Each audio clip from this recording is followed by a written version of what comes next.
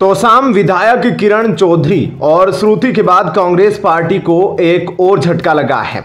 Haryana Congress state wise president OBC, Haryana state wise chairman Congress legal department, Rahul Gandhi विचार मंच के हरियाणा प्रदेश उपाध्यक्ष हरजीत यादव मांदी ने कांग्रेस के अपने सभी पदों से इस्तीफा दे दिया है। एडवोकेट हरजीत यादव ने बताया कि किरण चौधरी मेरी राजनीतिक गुरु है और श्रुति चौधरी मेरी बहन है। हरियाणा में कांग्रेस पार्टी एक ही परिवार की पार्टी बनकर रह गई है, जिसमें किसी अन्य ईमानदार नेता का कोई स्थान नहीं है, जिसको ध्यान में रखते हुए मेरी राजनीतिक गुरु किरण चौधरी और बहन श्रुति चौधरी के मान सम्मान को जो ठेस पहुंची है, इससे आहत होकर वे भी पार्टी को छोड़ रहे हैं। आज तीनों कांग्रेस नेता बीजेपी ज्वाइन कर लिए हैं। किरण चौधरी और श्रुति चौधरी दोनों ने खरगे को लिखे अपने अलग अलग त्याग पत्रों में पूर्व सीएम भूपेंद्र सिंह हुड्डा पर परोक्ष रूप से निशाना साधते हुए आरोप लगाया कि पार्टी की प्रदेश इकाई को निजी जागीर के रूप में चलाया जा रहा है। श्रुति चौधरी कांग्रेस की हरियाणा इकाई की कार्यकारी अध्यक्ष थी। हरियाणा में इस साल अक्टूबर में विधानसभा चुनाव होने हैं। भिवानी जिले के तोसाम से विधायक किरण चौधरी ने कहा कि वह और श्रुति बुधवार को दिल्ली में भाजपा में शामिल होगी। उनके भाजपा में शामिल होने से हरियाणा में पार्टी को और मजबूती मिलने की संभावना है, जहां चुनाव में कुछ ही महीने बचे हैं। हरियाणा के पूर्व सीएम बंसीलाल की पुत्र वधू किरण चौधरी को कांग्रेस के वरिष्ठ नेता भूपेंद्र सिंह हुड्डा का चिर प्रतिद्वंदी माना जाता है। हुड्डा के नेतृत्व वाली कांग्रेस सरकार के दौरान भी मंत्री रही। 69 वर्षीय किरण ने कांग्रेस अध्यक्ष को अपने पत्र में लिखा है, यह बेहद दुर्भाग्यपूर्ण है कि हरियाणा में कांग्रेस पार्टी को निजी जागीर के रूप में चलाया जा रहा है, जिससे मेरी जैसी ईमानदार आवाज के लिए कोई स्थान नहीं छोड़ा जा रहा, जिन्हें अत्यंत सुनियोजित और व्यवस्थित तरीके से दबाया, अपमानित किया गया और मेरे विरुद्ध षड्यंत्र किया जा रहा है। किरण ने लिखा है, इस प्रकार हमारे लोगों का प्रतिनिधित्व करने और उन मूल्यों को बनाए रखने के मेरे परिश्रमी प्रयासों में महत्वपूर्ण बाधा उत्पन्न हो रही है, जिनके लिए मैं हमेशा खड़ी रही हूं। जबकि श्रुति चौधरी ने हुड्डा का स्पष्ट संदर्भ देते हुए आरोप लगाया कि प्रदेश इकाई एक ऐसे व्यक्ति के इर्द गिर्द केंद्रित है, जिसने अपने स्वार्थ और तुच्छ हितों के लिए पार्टी के हितों से समझौता कर लिया। इसलिए मेरे लिए आगे बढ़ने का समय आ गया है, ताकि मैं अपने लोगों के हितों और उन मूल्यों को कायम रख सकूं, जिनके लिए मैं खड़ी रही हूं। बताया जाता है कि किरण चौधरी हाल ही में संपन्न लोकसभा चुनावों में भिवानी महेंद्रगढ़ निर्वाचन क्षेत्र से श्रुति चौधरी को टिकट नहीं दिए जाने के साथ साथ राज्य में पार्टी द्वारा टिकट बंटवारे को लेकर नाराज थी। कांग्रेस महासचिव और सिरसा से सांसद कुमारी सैलजा ने भी 12 जून को हुड्डा पर परोक्ष रूप से कटाक्ष करते हुए कहा था, यदि आला कमान को उचित फीडबैक दिया गया होता और स्वार्थ की राजनीति नहीं की गई होती, तो पार्टी हरियाणा में सभी लोकसभा सीटें जीत सकती थी। कांग्रेस ने हरियाणा की 10 लोकसभा सीटों में से 9 पर चुनाव लड़ा था, जबकि कुरुक्षेत्र सीट पर इंडिया गठबंधन के घटक दल आम आदमी पार्टी ने चुनाव लड़ा था, लेकिन उसे हार का सामना करना पड़ा था। चुनावों में कांग्रेस और भाजपा ने 5-5 सीटें जीती थी। ऐसे में क्या कहना है आपका? कमेंट सेक्शन में अपनी राय जरूर दीजिए। धन्यवाद। जय हिंद। लोकसभा अध्यक्ष चुनाव को लेकर मंथन का दौर जारी है। भारतीय जनता पार्टी, जो राष्ट्रीय जनतांत्रिक गठबंधन एनडीए में सबसे बड़ी पार्टी है, अपने सहयोगियों से इस पर चर्चा कर रही है। भाजपा के वरिष्ठ नेताओं ने विभिन्न सहयोगियों से स्पीकर पद पर चर्चा के लिए फोन किया है। इसमें भाजपा के नेतृत्व वाले एनडीए में छोटे सहयोगियों के साथ चर्चा भी शामिल है।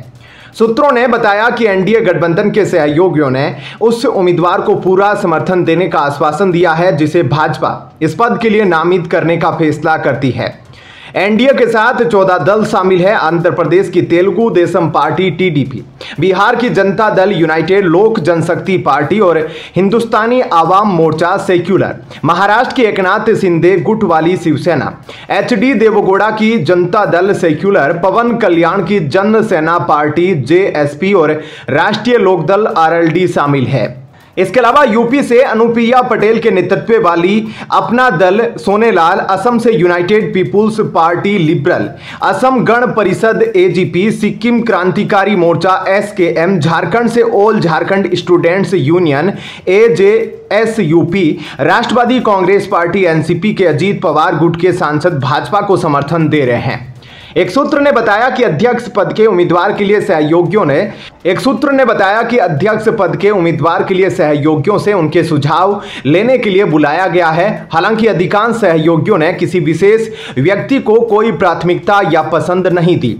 भाजपा के शीर्ष नेतृत्व को यह बता दिया है कि एनडीए प्रधानमंत्री नरेंद्र मोदी के नेतृत्व में एक एकजुट इकाई बनी रहेगी और इस पद पर निर्णय लेना उनका निर्णय है, जो गठबंधन के सभी सहयोगियों के लिए स्वीकार्य होगा।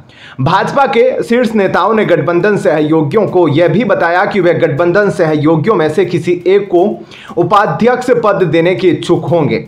हालांकि विपक्ष भी इस पद के लिए अपना दावा पेश कर सकता है, क्योंकि इसके लिए मांग करने के लिए संख्या बल भी उनके पास है। कुछ सहयोगियों, जिनमें वरिष्ठ सांसद भी शामिल है, उन्होंने भाजपा से अध्यक्ष पद के लिए एक उम्मीदवार लाने का अनुरोध किया है, जिसमें सर्वसम्मति प्राप्त की जा सके। गठबंधन के सहयोगियों ने सरकार को बताया है कि 2014 और 2019 अलग थे, जब बीजेपी के पास लोकसभा में पूर्ण बहुमत था, लेकिन इस बार अधिक उत्साही और आक्रामक विपक्ष होगा, जिसे अच्छी संख्या का समर्थन प्राप्त होगा। इसलिए अध्यक्ष पद और भी महत्वपूर्ण हो जाता है। संसद का विशेष सत्र 24 जून को शुरू होगा। हालांकि यह सत्र मुख्य रूप से लोकसभा में सभी निर्वाचित संसद सदस्यों की शपथ की पुष्टि के लिए है। तीसरे दिन 26 जून को स्पीकर के लिए चुनाव होगा। फिलहाल ओम बिरला पिछले 5 साल से लोकसभा अध्यक्ष के पद पर है। ऐसे में क्या कहना है आपका, कमेंट सेक्शन में अपनी राय जरूर बताएं। धन्यवाद। जय हिंद। नीट परीक्षा में गड़बड़ी पर हंगामा मचा है। इस हंगामे के बीच अब कांग्रेस के नेता और गांधी परिवार की प्रियंका गांधी वाड्रा घिर गई है। दरअसल प्रियंका गांधी वाड्रा ने लखनऊ की आयुषी पटेल नाम की युवती का वीडियो शेयर किया था। आयुषी पटेल ने आरोप लगाया था कि उसने नीट की परीक्षा दी थी और एनटीए ने ईमेल कर उसे बताया कि उसकी ओएमआर सीट फटी हुई है। आयुषी पटेल ने इस बारे में इलाहाबाद हाईकोर्ट की बेंच में अर्जी भी दी थी। हाईकोर्ट ने पाया कि आयुषी ने कूट रचित दस्तावेज दिए। इस पर इलाहाबाद हाईकोर्ट ने अर्जी खारिज करते हुए आयुषी पटेल के खिलाफ कार्यवाही करने के लिए एनटीए को आदेश दिए हैं। अब आपको बताते हैं कि प्रियंका गांधी वाड्रा आखिर आयुषी पटेल और नीट के एग्जाम मामले में क्यों घिरी है। दरअसल प्रियंका गांधी वाड्रा ने आयुषी पटेल का नीट मसले पर वीडियो शेयर किया था। इस वीडियो को शेयर करते हुए प्रियंका गांधी ने नीट परीक्षा पर सवाल खड़े किए थे। वीडियो में आयुषी पटेल ने आरोप लगाया था कि उसने नीट की परीक्षा दी और फिर क्या हुआ। अब एनटीए ने इलाहाबाद हाईकोर्ट में बताया है कि ओएमआर सीट फटने पर आयुषी पटेल का आरोप झूठा है और उसने नीट में 700 में से 355 अंक हासिल किए हैं। इलाहाबाद हाईकोर्ट में आयुषी पटेल का झूठ पकड़े जाने के बाद अब बीजेपी ने प्रियंका गांधी वाड्रा को घेरा है। बीजेपी के प्रवक्ता शहजाद पूनावाला ने प्रियंका गांधी से मांग की है कि वो आयुषी पटेल के इस झूठ को फैलाने के लिए माफी मांगे। बता दें कि तमाम छात्र आरोप लगा रहे हैं कि नीट परीक्षा में धांधली हुई है। यह मामला सुप्रीम कोर्ट तक गया है। सुप्रीम कोर्ट ने एनटीए और केंद्र सरकार से कहा कि अगर 0.001% भी गड़बड़ी हुई तो उसके दोषियों को सजा मिलनी चाहिए। नीट परीक्षा के तहत देश भर के मेडिकल कॉलेजों में एमबीबीएस कोर्स में दाखिला दिया जाता है। पहली बार ऐसा हुआ है जब नीट परीक्षा की शुचिता पर सवाल खड़े हुए हैं। दरअसल नीट परिणाम जारी होने के बाद आयुषी पटेल ने दावा किया था कि उसका परिणाम नहीं जारी किया गया।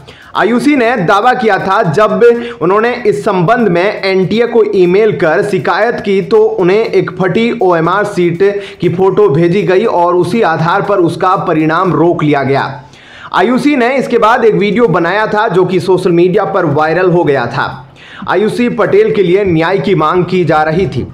एनटीए ने इसको लेकर स्पष्ट किया था कि उसने आयुषी पटेल को कोई ओएमआर सीट नहीं भेजी है। दूसरी तरफ आयुषी ने जिस फटी ओएमआर सीट के आधार पर एनटीए पर आरोप लगाए थे उसका नंबर और आयुषी पटेल की असली ओएमआर सीट का नंबर भी अलग निकला। कोर्ट में भी यह बात कही गई कि आयुषी ने एनटीए की तरफ से सामने रखी गई ओएमआर सीट को अपनी माना है, लेकिन वह फिर भी दूसरे नंबर वाली OMR सीट के आधार पर अपना परिणाम न दिए जाने का दावा कर रही थी। आयुषी पटेल ने कोर्ट के समक्ष यही फर्जी दस्तावेज रखकर याचिका लगाई थी। गौरतलब है कि हाल ही में नीट परीक्षा का परिणाम NTA ने जारी किया था। इसको लेकर देश भर के कई छात्रों ने प्रश्न उठाए थे। कुछ जगहों पर परीक्षा के दौरान गड़बड़ी की शिकायतें आई थी। इस मामले को लेकर भी सुप्रीम कोर्ट में सुनवाई चल रही है। क्या कहना है आपका? कमेंट सेक्शन में अपनी राय इस पर जरूर दीजिए। धन्यवाद। जय हिंद। दिल्ली की राउज एवेन्यू कोर्ट ने बुधवार को दिल्ली के मुख्यमंत्री अरविंद केजरीवाल की न्यायिक हिरासत 3 जुलाई 2024 तक बढ़ा दी। अदालत केजरीवाल की नियमित जमानत की याचिका पर सुनवाई कर रही थी। प्रवर्तन निदेशालय ने कोर्ट को बताया कि उसके पास शराब नीति में 100 करोड़ रुपए की रिश्वत मांगने को लेकर केजरीवाल के खिलाफ सबूत है। ईडी की तरफ से पेश अतिरिक्त सोलिसिटर जनरल SP राजू ने कहा कि अदालत ने इस मामले में धन शोधन के मामले में दायर आरोप पत्र पर संज्ञान लिया है। उन्होंने यह भी कहा कि धन शोधन मामले में दिल्ली के पूर्व उप मुख्यमंत्री मनीष सिसोदिया सहित सह आरोपियों की जमानत याचिका खारिज होना दर्शाता है कि अदालत धन शोधन के आरोप को स्वीकार कर रही है। ASG राजू ने कहा, अदालत द्वारा मनी लॉन्ड्रिंग का संज्ञान लेने से प्रथम दृष्टया अदालत को विश्वास हो गया है कि यहां मनी लॉन्ड्रिंग का मामला बनता है। CBI जांच में पता चला है कि केजरीवाल ने 100 करोड़ रुपए की रिश्वत मांगी थी। हमने गिरफ्तारी से पहले ही सबूत एकत्र कर लिए थे। बता दें कि केजरीवाल को वीडियो कॉन्फ्रेंसिंग के जरिए कोर्ट में पेश किया गया था। प्रवर्तन निदेशालय के वकील SP राजू ने कहा कि विनोद चौहान ने गोवा चुनाव के लिए अभिषेक बोइनपल्ली के माध्यम से BRS नेता के कविता के PA से 25 करोड़ रुपए प्राप्त किए। उन्होंने यह भी कहा कि इस महीने के अंत तक विनोद चौहान के खिलाफ अभियोजन शिकायत दर्ज की जाएगी। विनोद चौहान को मई 2024 में गिरफ्तार किया गया था। केजरीवाल के वकील विक्रम चौधरी ने कोर्ट में दलील दी कि PMLA के तहत दायर किसी भी आरोप पत्र में आप सुप्रीमो का नाम नहीं है। विक्रम चौधरी ने कहा, CBI द्वारा दर्ज की गई FIR में भी केजरीवाल का नाम आरोपित के तौर पर नहीं है। ईडी जो भी आरोप लगा रही है उससे ऐसा लगता है कि वह मुझ पर PMLA के तहत नहीं बल्कि CBI के मामले में मुकदमा चला रही है। उन्होंने यह भी बताया कि सुप्रीम कोर्ट ने 10 मई 2024 को अपने आदेश में कहा था कि अरविंद केजरीवाल निचली अदालत में जमानत याचिका दायर कर सकते हैं। केजरीवाल के वकील ने कहा कि पूरा मामला केवल उन गवाहों के बयान पर आधारित है जिन्हें पहले गिरफ्तार किया गया था और जिन्हें जमानत देने का वादा किया गया था। उन्होंने आगे कहा, उन्हें क्षमा करने का वादा किया गया था, वे संत नहीं हैं। इन लोगों को लालच दिया गया था कि इन लोगों की विश्वसनीयता पर सवाल है। पूरा मामला अगस्त 2022 में शुरू हुआ और केजरीवाल की गिरफ्तारी चुनाव से ठीक पहले मार्च 2024 में हुई। केजरीवाल की गिरफ्तारी के समय के पीछे भी एक दुर्भावना है। आपको बताते चले कि ईडी ने अरविंद केजरीवाल को 21 मार्च को 2 घंटे की पूछताछ के बाद गिरफ्तार किया था। तब से केजरीवाल न्यायिक हिरासत में तिहाड़ जेल में बंद है। हालांकि सुप्रीम कोर्ट ने लोकसभा चुनाव प्रचार के लिए केजरीवाल को 21 दिनों की अंतरिम जमानत दी थी। चुनाव के बाद 2 जून को केजरीवाल ने सरेंडर कर दिया। हालांकि सरेंडर की तारीख से पहले केजरीवाल ने अपनी जमानत अवधि बढ़ाने की मांग की, लेकिन कोर्ट ने उनकी याचिका पर सुनवाई नहीं की। केजरीवाल ने अपने खराब स्वास्थ्य का हवाला देते हुए अंतरिम जमानत अवधि बढ़ाने की मांग की थी। शराब नीति घोटाले में आम आदमी पार्टी के वरिष्ठ नेता मनीष सिसोदिया भी तिहाड़ जेल में बंद है। सिसोदिया को 26 फरवरी 2023 को CBI ने गिरफ्तार किया था। वहीं आप सांसद संजय सिंह को भी ईडी ने इसी मामले में गिरफ्तार किया था। हालांकि बाद में उनको बेल मिल गई। इनके अतिरिक्त BRS नेत्री के कविता समेत कई अन्य लोग भी इसी घोटाले में तिहाड़ जेल में बंद है। क्या कहना है आपका? कमेंट सेक्शन में अपनी राय जरूर बताएं। धन्यवाद। जय हिंद।